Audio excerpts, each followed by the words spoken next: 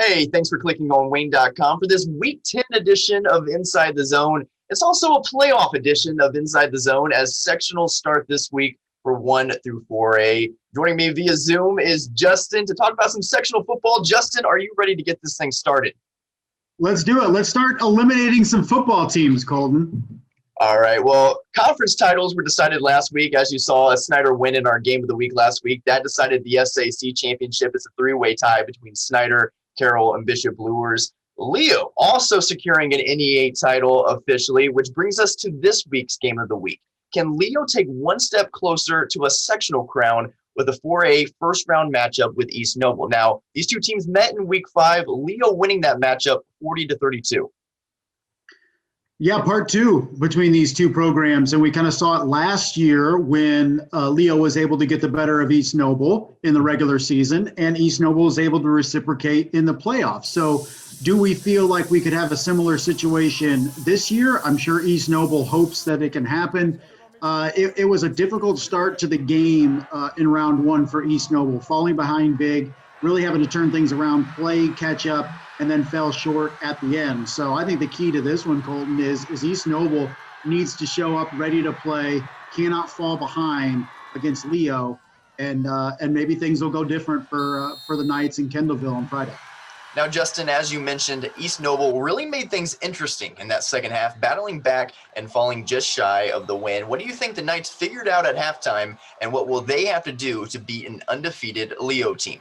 Well, I think it was a toughness factor, Colton. I really think East Noble thought they could come in and push Leo around like they'd been able to last year in the playoffs, and also the teams they played before that this season. And Leo, arguably the most physically dominant team in the area, regardless of conference. And I know SAC fans will say, whoa, whoa, whoa. But Leo is that good up front in the trenches on both sides of the football. And I think East Noble realized they had to match that. Earlier this season, came out in the second half, played a lot tougher up front, able to get a push, started to be able to move the football there, particularly running the football. So they need to match that intensity from snap one on Friday night, because Leo, once again, is going to bring it with guys like DJ Allen and Landon Livingston and that physical front and those physical running backs as well that can run you over. So East Noble just needs to be ready for that toughness, because I think the first time around they weren't. Justin, I'm happy you brought up the lines. As much as we like to give praise to the key guys on the field, the lines for each of these teams play a big part in their success. You've got guys like Landon Livingston, he's a West Virginia commit for Leo. DJ Allen, he's going to Rutgers. And of course, East Noble has Ball State commit Chris Hood. How much do these lines, especially on offense, play a role on the success of these teams and ultimately not losing that turnover battle?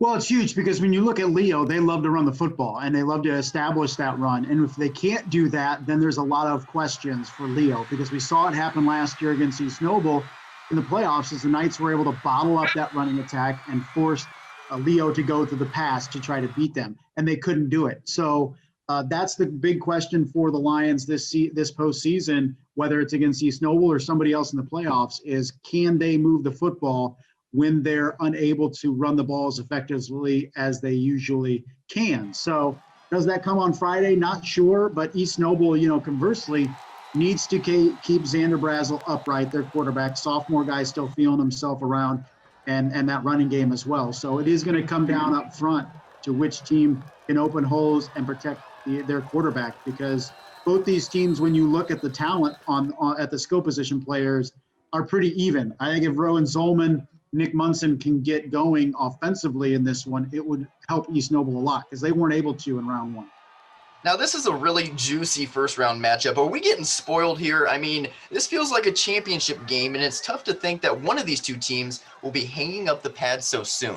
It is tough, but it's also, kind of nice that we can kind of spread these big matchups up. I know you and I both think the same way. It's like, how the heck are we going to be able to watch all these games if they were all matchups sectional finals week, right? I mean, for you guys especially, how are you going to get everywhere if every sectional final game is a marquee matchup? So at least we're spreading it out for you guys. I don't mind it. This game, Adam Central Cherubusco, tease us a little bit early in the sectional play. We don't need every big game happening in week 12.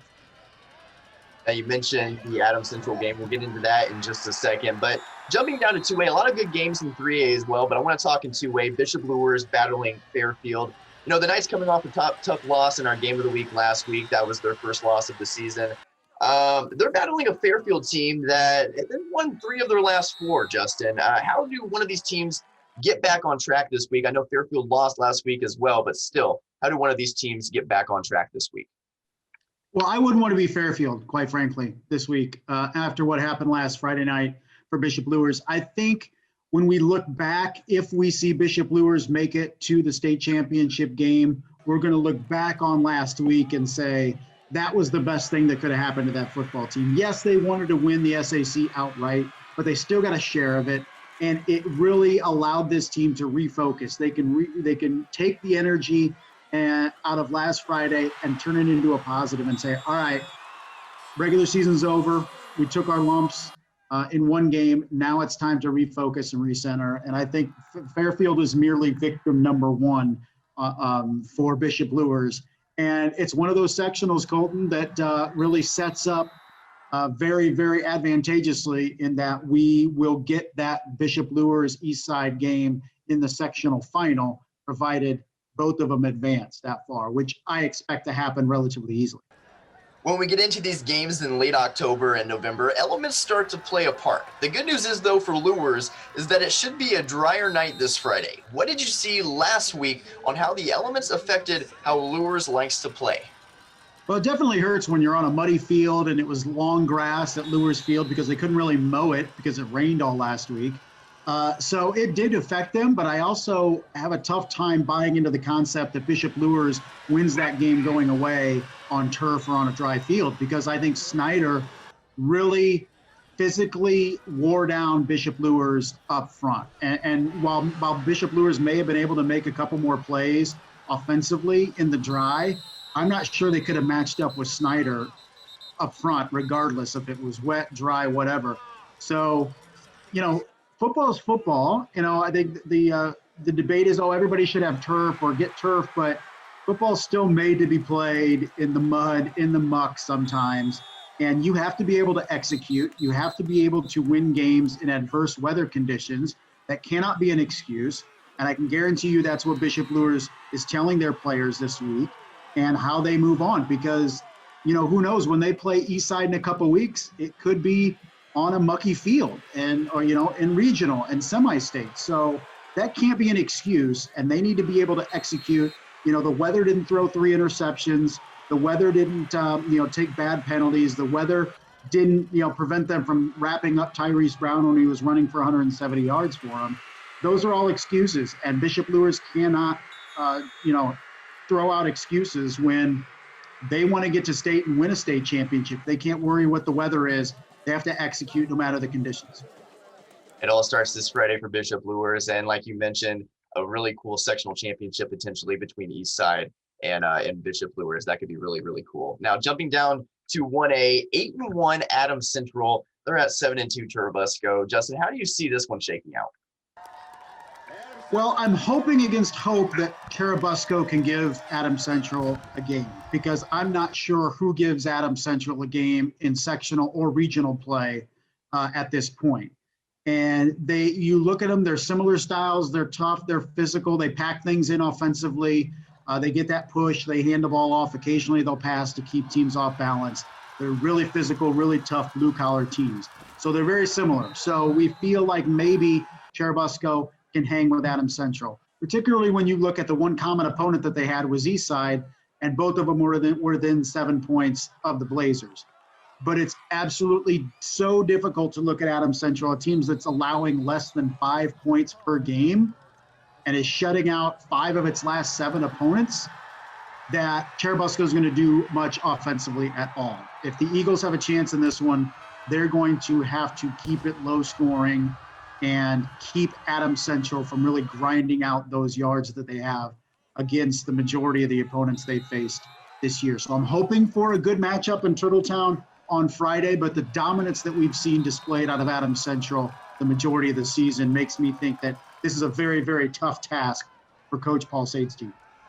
You bring up the word dominant. Is this year's Adams Central team, would you say they're as dominant, more dominant than last year's South Adams team? I know they played two different styles of football, but still, very dominant all season. Is this your team that you think has the best chance of making a state run?